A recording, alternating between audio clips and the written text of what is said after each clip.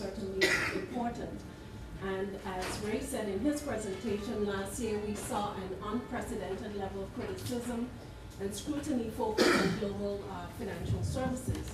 The critics were diversified and they were very coordinated in their approach. Early in the year, particularly in the European sphere, we heard their strategy was focused on easily identifiable and recognizable brands such as Starbucks, Google, and Amazon, and how they minimize their tax burdens through planning and structuring. The critics call them immoral. According to them, it was immoral for Starbucks, it was immoral for Google and Amazon and such multi-billion-dollar companies that were reaping lots of benefits and profits from society to not make their fair contributions in the form of taxes. The critics, as I said, were diversified. You had politicians on the one hand grandstanding in parliaments. You had governments looking for scapegoats to explain the shortfall in their treasuries. And you had the non-governmental organizations rallying people to the cause. And the media, of course, was sensationalizing the issues. I think cumulatively, these events all serve to increase the negative perception of the financial services industry and its players. Offshore financial centers particularly were deemed to be some of the major culprits in contributing to the aggressive tax avoidance of corporations and individuals. Negative perceptions of the financial services industry and public opinion had a major influence on the actions of politicians and regulators. Increased pressure was placed on governments to do something about the financial services industry and to have companies and individuals pay their fair share of taxes. And coupled with this, of course, we've had the continued focus over the last decade on combating money laundering, terrorist financing, and more recently, proliferation financing. The consequence is that we've seen an increase in global regulation, particularly with regard to tax matters. It has been widely recognized, especially since the financial crisis, that regulation provides a more stable global financial services environment. And as our chief regulator, Mr. McTavius, likes to say, good regulation is good for business. But I guess the question we need to ask is, does increased regulation lead to better outcomes? And I think we would have to say it depends. It depends on how we apply the regulation. For regulation to be most effective in the financial services industry, it must have universal application. Regulatory standards that are applied for some jurisdictions and not to others can readily lead to jurisdictional arbitrage. The global regulatory environment encompasses three main areas: financial crimes, anti-money laundering, and tax consideration. And I'll briefly outline some of the major regulatory initiatives that we've seen in the global sphere and how they are impacting the BVI. Well, we've heard so much, I guess, over the last couple of years. FATCA, the United States Foreign Accounts Tax Compliance Act, has been on our radar.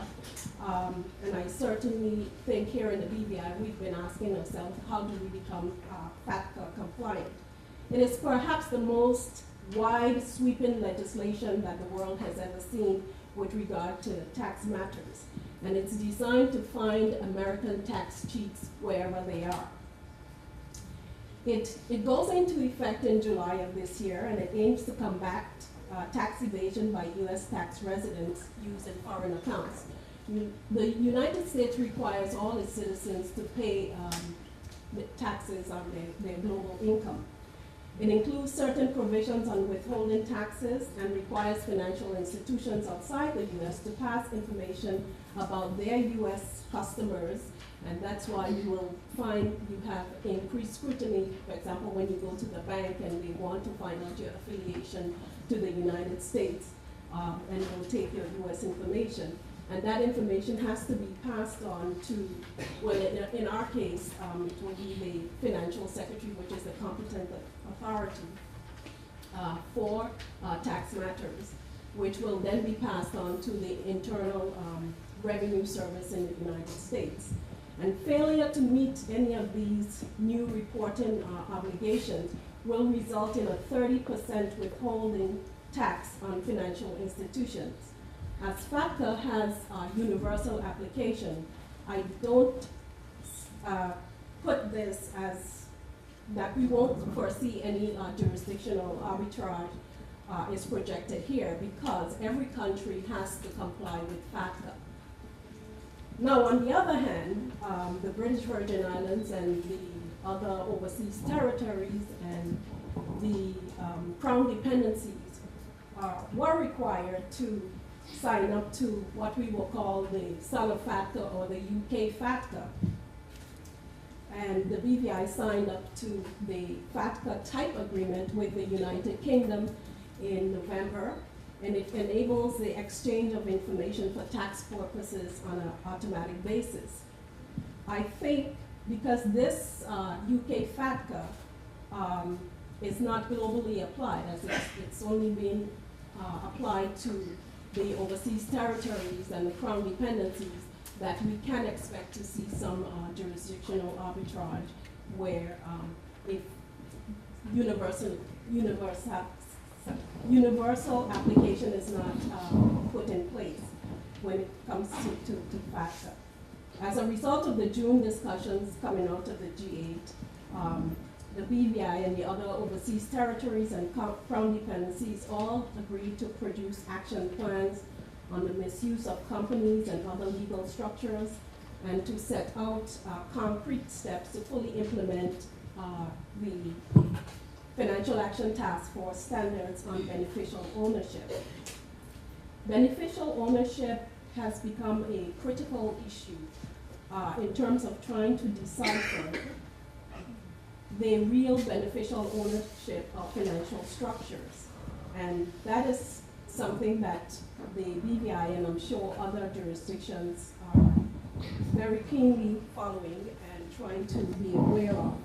The British Virgin Islands has started our consultation process, and I think the consultation is completing at the end of this month on the 31st of January, and I'm sure Mr. Pren in the Premier's office is expecting all of you to submit your submissions, to make your submissions in terms of the consultation process on the beneficial ownership, so that BVI can decide how we are going to go forward with that.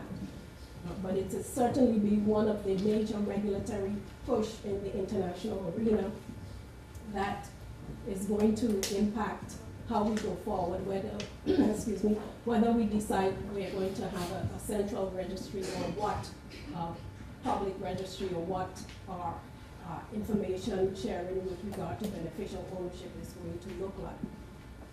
It is worth noting that in December, as Ray mentioned, the BVI was ranked, as he said, we had ended the year with some good news.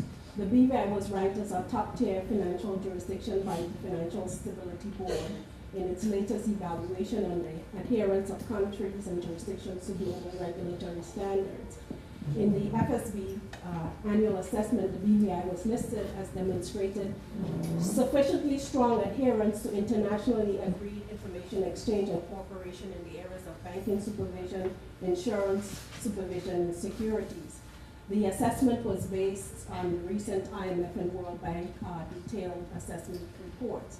And the BVI was also, earlier in the year, endorsed by the UK Parliament member, Minister for the Overseas Territory, Mark Simon, who said the BVI regulator or Financial Services Commission is extremely impressive and will ensure that the British Virgin Islands has the highest possible international reputation when it comes to regulation.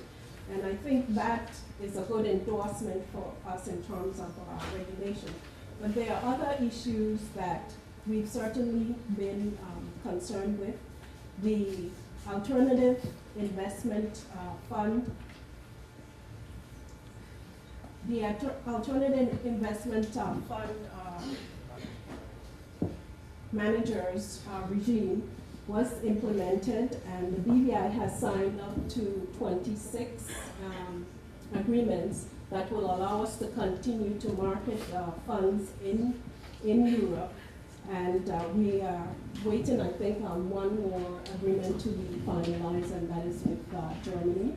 And we are waiting to hear from the Commission how that plays out. In terms of the OECD Global Forum review, I'm sure many of you have heard the news. The G8 and the G20 finance ministers have all expressed their support for the OECD's global standard for multilateral and bilateral automatic exchange of information. And in the summer, the Global Forum published it's the BVI's peer review phase 2 report, and committed to assigning an overall compliance rating to the jurisdictions. BVI's rating with regard to that, which came out in Jakarta in November, showed that we got a non-compliant rating, and we are certainly looking to see how this is going to affect us.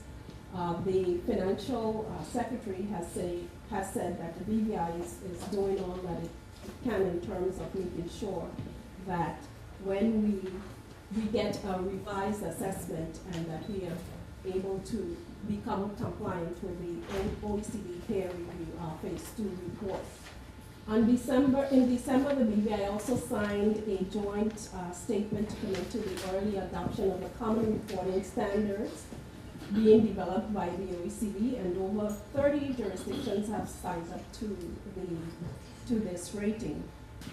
The BVI also continues to participate in the OECD Tax Information Exchange. To date, we have signed or concluded 25 tax information exchange agreements, and we're in the process of negotiating with other countries. Now, these tiers are on a bilateral basis, but certainly the move in the global regulatory sphere is more towards automatic exchange of information. And we have certainly signed up to automatic exchange of information with regard to the G5 pilot project, and we've also signed up to the Multilateral Convention for Information Exchange and Tax Purposes. But in terms of, I think, the general regulatory environment, there's one position that the BVI has taken, and that is that there must be a level playing field when it comes to global regulatory standards. In order for us not to experience jurisdictions losing business, all standards must be applied universally and globally applied to every jurisdiction, so that there will not be a loss of business to one jurisdiction where the standards are being applied, or to a series of jurisdictions where we are being applied, as I pointed out earlier with regard to UK FATCA. And then with regard to other jurisdictions, they do not have to apply, so the business moves there. We've certainly seen that, as I said, FATCA is going to be applied across the globe, and I think I'm going to conclude on that note.